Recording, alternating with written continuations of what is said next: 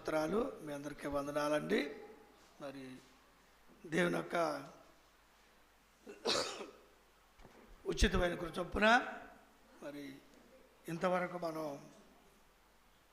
కొన్ని చక్కని మాటలు, చక్కని వాక్యాల పేర మనం విన్నాం. మరి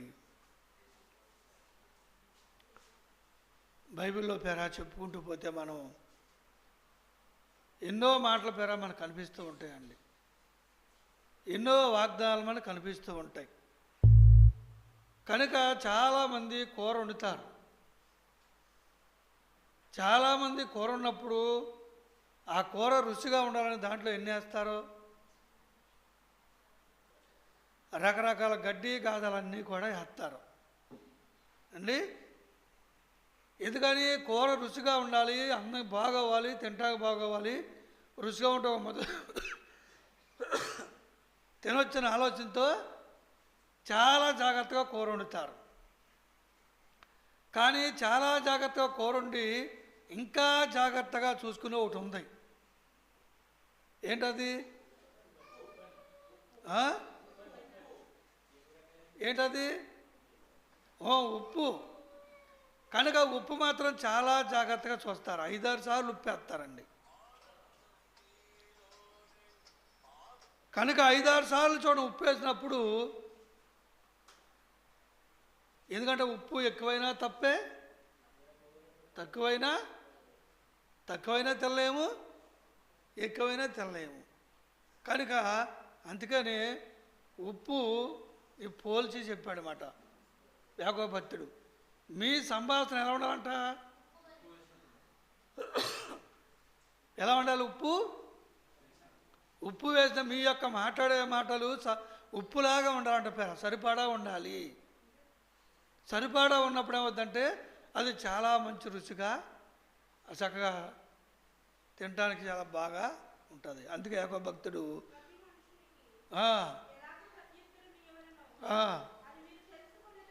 అది మీరు తెలుసుకున్నటకై మీ సంభాషణ ఉప్పు వేసినట్లు ఎల్లప్పుడూ రుచికల్లుగాను కృపాసహితంగాను ఉండనీడి. ఎల్లప్పుడూ కూడా మాట్లాడే మాటల పేర చాలా రుచిగా ఉండాలన్నమాట. రుచిగా మాట్లాడాలి. అంటే రుచి అనేది పేర ఆప్యాయత. కనుక పేర ఒకళ్ళు ఫోన్ చేస్తారు. ఆ ఫోన్ చేసి ఆ ఫోను ఎవరు చేసారో సంగతి కూడా వాళ్ళే మర్చిపోతారండి. ఫోన్ మనం ఎవరు చేసాం? ఫోన్ ఎవరు చేసాం మనం? ఆ చేసిన తర్వాత మర్చిపోయి మాట్లాడతారు. అంటే ఫోన్ ఎవరు చేసాం కూడా అర్థం లేకుండా ఉంటుంది అన్నమాట. కనుక 4 సార్లు హలో అన్నా మళ్ళీ హలోనే అంటారు. మళ్ళీ హలో అంటే హలో. ఎవరు చేసావు ఫోను? అది కూడా అర్థం కాదు మనకి. ఫోన్ ఏ నెంబర్ చేసామో, ఎవరు చేసామో మన ఫోను? అయ్యగారు చేసామా, అమ్మగారు చేసామా, అక్క చేసామా, లేకపోతే చుక్కగా చేసామా, బావ చేసామా, బామ్మారు చేసామా, అర్థం ఏదో ఫోను. కనుక చూడపారా చాలామందికి హలో అంటే హలో అంటారు. కనుక సంభాషణ చూడడం ఉప్పులాగా దేవుని యొక్క సందులో చూడపారా దేవుని క్రియలు, దేవుని యొక్క క్రియలు, దేవుని యొక్క వాక్యము ఎలా ఉండాలని చెప్పండి. ఎందుకంటే చూడ భక్తి ఒకరు సొత్తు కాదు. అలాగే చూడపారా భక్తి ఒక రోజుది కాదు, లేదా భక్తి ఒక వారం రోజులు కాదు, లేదా ఒక 4 రోజులు కాదు, ఒక సంవత్సరం కాదు. జీవితాంత కాలం చేసేటువంటి భక్తి అనుజనుల భక్తి కాదు. అనుజనుల భక్తి చూడండి ఒక 9 రోజులు అంటారు, ఒకసారి 3 రోజులు అంటారు, ఒక 4 రోజులు అంటారు. కనుక ఒక నెలల ప్రకారం, ఒక రోజుల ప్రకారం ఉంటుంది భక్తి. అన్ని రోజులు చేస్తారు, కామైపోతారు ఇక అండి. కనుక అది యేసయ్య భక్తి అది కాదు. ఎల్లప్పుడూ బ్రతుకున్నంతకాలము దేవుని సన్నిధిలో పేర ఈ లోకంలో మనం ఉన్నంతకాలం చూడపారా మన భక్తి నీతిని మనం పాటించుకోవాలి. ఎన్నిసార్లు చేస్తాము? ఇప్పుడు ఇన్ని రోజులు మనం పాటించాలి, ఇన్ని రోజులు మనం నడుచుకోవాలి, ఎన్ని రోజులు మన జీవితం ఇంతేనా? చాలామందికి ఇలాంటి ఆలోచన వస్తుందండి. ఎన్ని రోజులు మనం ఈ విధంగా నడుచుకోవాలి, ఎన్ని రోజులు ఈ విధంగా మనం ఈ విధంగా ఈ పాటలు పడాలి, కష్టాలు పడాలి, ఈ బాధలు పడాలి, ఇబ్బందులు పడాలి, ఎన్ని రోజులు అంటే ఎన్ని రోజులు అంటే కొన్ని రోజులు వేసి కొన్ని రోజులు మానేస్తావా? ఈ లోకములో ఉన్నంత వరకు, లోకం విడిచిపెట్టి వెళ్ళేంత వరకు, ఈ లోకంలో ఉన్నంత వరకు పేరు చూడండి. ఇక్కడ ఇల్లు చాలామంది ఇక్కడ ఇల్లు కోసం ప్రయాసపడుతూ ఉంటారు, ఇక్కడ ఇల్లు కట్టుకోవాలని ఆశపడుతూ ఉంటారు, ఇక్కడ ఏదో చేయాలని పేరు ఇక్కడ ప్రయాసపడతారు. కానీ మంచిదే, ఇక్కడ నేను కట్టుకోవద్దని అంటలేదు. ఇక్కడ ఇల్లు కట్టుకుంటూనే ఏం చేయాలి చెప్పండి? పరలోక రాజ్యంలో ఇల్లు కట్టుకోవాలి. నువ్వు ఇక్కడ ఇల్లు కట్టుకుంటూనే అక్కడ ఇల్లు సంపాదించుకోవాలి. మరి ఎక్కడ వెళ్తుంది? ఎక్కడ ఉంటావు మళ్ళీ అక్కడ? కనుక ఇక్కడ ఉన్నప్పుడే చూడపరా అక్కడ ఇల్లు కోసం ప్రయాసపడాలి మనం. అక్కడ కూడా మనం ఇక్కడ తాపించి నిజంగా అక్కడ కూడా మనం పునాది వేసుకోవాలి. పల్లవ రాజ్యంలో పునాది మనం వేసుకుని అక్కడ ఇల్లు మనం స్థాపించి కట్టుకోవాలి. ఆత్మీయ పునాది అంటే అది ఆత్మీయ పునాది. ఆత్మీయ జీవితం, ప్రార్థన, భక్తి, విశ్వాసం, నమ్మకం, దేవునందు భయభక్తులు. కనుక ఇవన్నీ కూడా చూడండి అక్కడ కూడా మనం సంపాదించుకోవడానికి ప్రయత్నం చేయాలి. కనుక చూడండి పేర స్వాతంలో ఒక పాట వస్తుంది.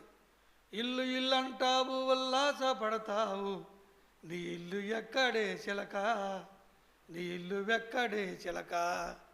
అండి అలా అంత దూరాన ఎక్కడుంది చెప్పండి? ఊరికి దూరంగా ఉందంట మన ఇల్లు. ఎక్కడుంది? ఇదిగా ఇల్లు ఇల్లు అని పేరు ఇంటి చుట్టూ తిరుగుతారు చాలామంది. పండుగ వచ్చింది ఇక్కడ దులిపేస్తున్నారు, చీపులు ఇచ్చుకుని. ఇల్లు దులిపోయా, కుండలు దోమయ్యా, బట్టలు మరత పెట్టయ్యా, ఇల్లంతా ఇక అక్కడ అది కడిగా ఇది కడిగా, అక్కడ ముగ్గులెట్ట ఇక్కడ ముగ్గులెట్ట. అసలు కడగాల్సిందేంటి? కడగాల్సిందని చెప్పండి. అసలు కడుక్కోవాల్సిందేంటి? ఇల్లు కడుక్కోవద్దని అంటలా, ఇల్లు కడుక్కోవాలి. హృదయము కూడా దాంతోపాటుగా నీ హృదయము కూడా కడుక్కోవాలి. హృదయాన్ని కూడా చూడండి శుభ్రం చేసుకోవాలి. హృదయంలో ఉన్నటువంటి కలవసాన్ని తీసేసుకోవాలి.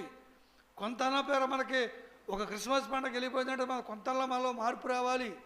ఒక జనవరి పండుగ ఒక క్యాలెండర్ మారిపోయిందంటే కొంత అయిన పేర మన జీవితంలో క్యాలెండర్ మారింది, మనం మారాలి, బతుకు మారాలి, కొంత అయినా మార్పు చెందాలి.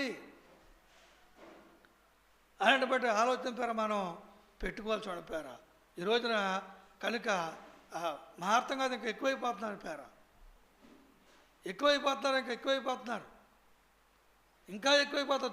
దినదినం ఎక్కువైపోతుంది. దేవునికి ఇంకా దూరం వెళ్ళిపోవాలనే ఆలోచన కరంగా ఉండడం తప్ప ఎక్కువైపోతున్నారు. అందుకే నాడు చూడపారా యేసుక్రీస్తు గ్రంథంలో ఒక మాట ఉంటుంది, నేను చెప్తాను. 36వ అధ్యాయము 26వ వచనం చదువుకుందాం. యేసుక్రీస్తు గ్రంథము 36వ అధ్యాయము 26వ వచనం చదువుకుందాం. అమ్మా, నూతన హృదయము నీకు ఇచ్చేదను, నూతన స్వభావము నీకు కలగజేసేదను, రాతి గుండును మీలో నుండి తీసివేసి మాంసపు గుండును. చాలామంది అంటే చెప్పండి, ఈ అమ్మాయి హృదయం కటికి రాయండి బాబు, కరగదండి. ఈడు హృదయం కటికి రాయండి బాబు, కరగదండి బాబు, బండ. కనుక చూడండి, నూతన హృదయం మీకు ఇస్తాను, నూతన బుద్ధిని మీకు ఇస్తాను, నూతన యొక్క మనసును మీకు ఇస్తాను. మీలో ఉండే రాతి గుండును తీసివేసి మెత్తన గుండు మాంసపు గుండు నీకు ఇస్తాను అన్నాడు భక్తుడు. మరి అయితే నూతన మనస్తత్వం మనకి ఏది? ఇంకా చూడపరా మనం మనసు ఎందుకు మారట్లేదు? ఇంకా మనసులో ఎందుకు మారుతుంది? ఇంకా లోకానుసారం ఆలోచన ఎందుకు చెప్పండి? ఇంకా కనుక చూడండి, ఎప్పుడో పాట అంటామంటా, నేను ఎప్పుడో పాటను పాడుతుంటుంది లోకం చర్చల నుంచి ఒక పాట. ఏమని చెప్పండి? ఏమని పాట అది? ఏం పాట అది?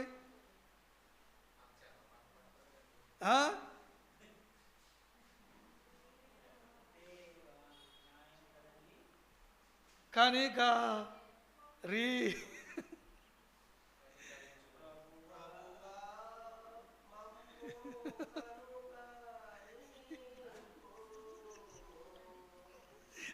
అయ్యో బాబోయ్,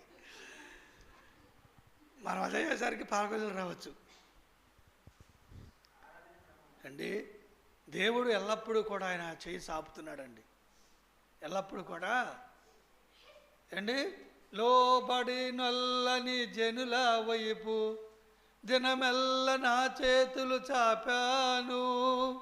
ఎల్లప్పుడూ ఆయన చేయులు మనిషిని పట్ల పేర ఎల్లప్పుడూ కూడా తన చేయులు చాపుతూనే ఉన్నాడు. పేర యేసయ్యకి పేర ఘనత రావాలంటే ఎవరి వల్ల రావాలి? యేసయ్యకి ఘనత రావాలంటే ఎవరి వల్ల రావాలి చెప్పండి? ఒక చావుకుని వల్ల యేసయ్య ఘనత రావాలి, ఒక విశ్వాసం వల్ల యేసయ్యకి ఘనత రావాలి. అదే దేవుడు కోరుకుంటాడు.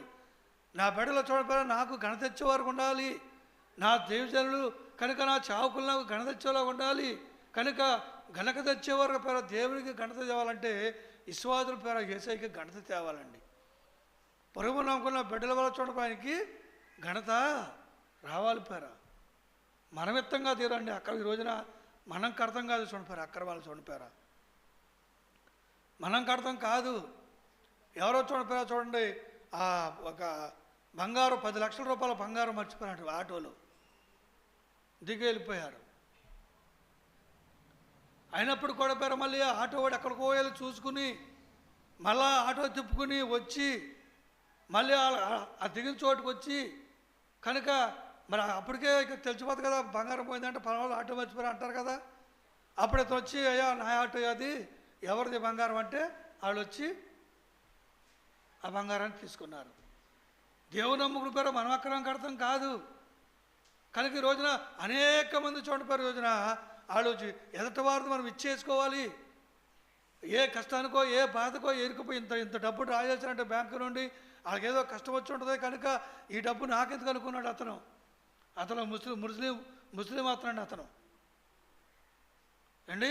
కనుక అతను చూడపారా ఫోటో పేపర్లో వేశారు, టీవీలో కూడా చూపించారు. అతన్ని నిజాతిపరుడు, నీతిమంతుడు, యథార్థవంతుడు, న్యాయమంతుడు. ఇతను ఎదట వాళ్ళ సొమ్ము నాకు ఎందుకో చూడండి ఎంతో న్యాయంగా తెచ్చిచ్చాడని అతనే మెచ్చుకుని చూడపారు. అతనికి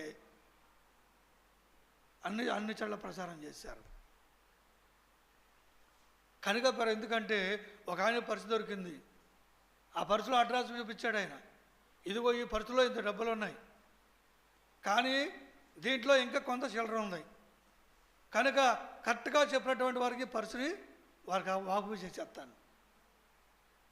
డబ్బులు ఏమైతే మన పర్సు ఎంత పెట్టాం మన తర్వాత మనకే నీతిమంతులు న్యాయవంతులు ప్రపంచంలో ఎంతోమంది ఉన్నారండి. నీతి కొరకు ప్రయాసపడే వాళ్ళు ఉన్నారు. కనుక అందుకే చూడండి అలాంటి దేవుని చూడపేర మనం చేసే క్రియలు బట్టి దేవుణ్ణి మహిమపరుస్తారు. పేర దేవుని మహిమ తెచ్చుకుంటారు, మహిమపరుస్తారు. అందుకని పేర ఈ రోజున నూతన స్వభావం మనలో కనిపెత్తలా.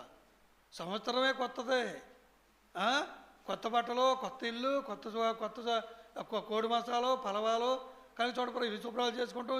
చూడపేర ఒక ఆమె ఇతర సామాన్లు తోవేసి ఒళ్ళంతా గోనమయ్యేలాగా తలతలా మెచ్చిపోవాలి. అవి ఇంట్లో రాగానే ఏం మెచ్చిపోవాలి? తలతలా మెచ్చిపోవాలి. అబ్బా మరి హృదయం కూడా పేర తలతలా మెరిచిపోవాలి. చూడపేర అలా చూడండి, మనం మంచి సంపాదించుకుంటానికి మనిషి ప్రయాసపడాలి. మంచి చేయడానికి మనం ముందుకు వెళ్ళాలి, మంచి సంపాదించుకుంటా ప్రయాసపడాలి.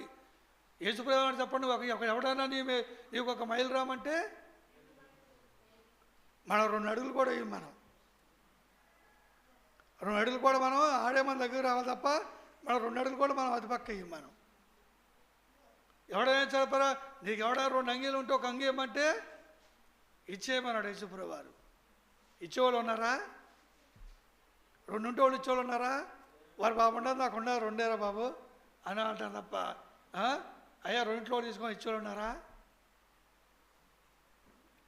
కనుక పేర చూడ ఎందుకంటే మనిషి చేయనటువంటి పుణ్యము రాదు, చేయనటువంటి పాపం కూడా రాదు, వండుకొని తింటా కూడా రాదు. కష్టపడి చాలామంది వండుకు తింటా కూడా చాలామంది బద్ధకం, వండు తింటా కూడా ఎంతో బద్ధకం. పప్పు వండుతారు తాలింపు పెట్టరు, దానిలో గంటే పడుతుంది ఆడవాళ్ళు. కనుక వండుకు తినే చూడండి ఎంతో జాగ్రత్తగా వండుకోవాలి, జాగ్రత్తగా తినాలి. ఎందుకంటే తినపోతే మన అన్నం కూర ఏమెట్టున్నప్పుడు కూడా అన్నం కూర జాగ్రత్తగా వండుకోవాలి, జాగ్రత్తగా తినాలి, మనం బ్రతకాలి కాబట్టి. వాటిని కూడా ఎడపెడ వండుతారు, తిక్కరి బిక్కరి గుండె అక్కడ పెడతారు, దాంట్లో వేసి గిరగర తిప్పి ఆడబెట్టి నీళ్ళు పోసి ఆడ పెడతారు. ఏం పడుతుంది ఆ కూరలు అయ్యి? అదేమంటే తినలేదంటారు మళ్ళీ. జాగ్రత్తగా పెర, ఎందుకంటే మనం తినపోతే మనం బ్రతకలేం కనుక అది జాగ్రత్తగా ఏదైనప్పుడు కూడా చింతపండు పచ్చడి దాన్ని చేసేదాన్ని చేసుకో, జీలకర్ర ఉల్లిపాయలు అన్నీ చేసుకుని చేసుకో, కానీ మినపప్పు వేసుకుని ఎంత మాట చూద్దు కానీ దాంట్లో నువ్వు అండి పచ్చిపులుసు చేసుకో దాన్ని. కనుక మనం చేసుకుంటా కూడా మనకి చాలా బద్ధకాలు, చాలా బద్ధకం. ఏం మాట చేస్తాయి కొట్లకాడ కూరలు ఏం మాట చేస్తాయి? ఉడకబెట్టిన కూరలు అవి ఉడకబెట్టి తాలింపు వేస్తారు వాళ్ళు, నూనె వేసి. ఒరే వస్తానే వంకాయ కూర తెచ్చేయ, నా దగ్గరే మాడతారు. అలా ఆయన ఫోన్ చేసుకొని గోయాంచారు, ఒలే వత్త సాంబార్ అట్టయ్యా. అసలు ఎవరితో మాట్లాడుతున్నారో తెలీదు. భర్తనాడు చెప్పండి, భర్తనాడు మాట్లాడంటే ఒలే. కనుక పేర మంచిదే పేర, ఎందుకంటే నువ్వు ఒలే అన్నా యారన్నా ఒరే అన్నా ఏదైనా భర్తను గౌరవించుకునే విధంగా అందరి ముందు ఏమండి అవతకి ఇలా ఏంట్రా పచ్చగా ఇచ్చేసేటంటే ఇచ్చేస్తాయి మా ఇంటికి వెళ్ళిపోయి నీకు నోరు వచ్చి కూర్చోనట్టుగా పేరా ఏం చెప్పండి. కనుక పేరా బైబిల్లో చాలా భర్తను గౌరవించిందండి. నా యజమానుడా అంటం వల్ల ఎంతోమందికి ఆమె తల్లి అయిందండి. కనుక పేరా ఇద్దరు భార్యాభర్తలకు వచ్చారు మా దగ్గరికి గొడవకి. ఫస్ట్లో బాగా మాట్లాడింది ఆవిడ, తర్వాత ఒరే మాట్లాడింది. అప్పుడు రెచ్చిపోతాను. అప్పుడేముంది ఇంటికాడైతే మరి ఏమంటక్కడ ఎందుకు తిరగబడతా ఉంటుందా? ఇంటికాడ ఒరే అంటే ఏమంటలేదు, ఎడికొచ్చేవాటికంటే తిరగబడుతున్నావు అంటే ఇంటికాడ ఒరే అన్నా ఏం పర్లేదు, నా దగ్గర మాత్రం ఏమండి అని పిలవాలి. జాగ్రత్త పేరా, నూతనటువంటి మనసు పేర మనం తెచ్చుకోవాలి. పేర మనం ఎవరో తేరది, మాటలో మార్పు రావాలి, ప్రవర్తనలో మార్పు రావాలి, ఆలోచనలో మార్పు రావాలి. అన్నిట్లో మార్పు వచ్చినప్పుడు మన జీవితాలు బాగుంటాయి. అదే గొప్ప నూతనటువంటి మనస్తత్వం, అదే గొప్ప నూతన సంవత్సరం మన జీవితంలో జరిగేది. అది గుర్తుపెట్టుకోండి. ఈ కొద్ది మాట దేవుడు మీ అందరి హృదయాల్లో దాసి ఉంచును గాక. ఆమేన్. ప్రార్థన చేసుకుందాం.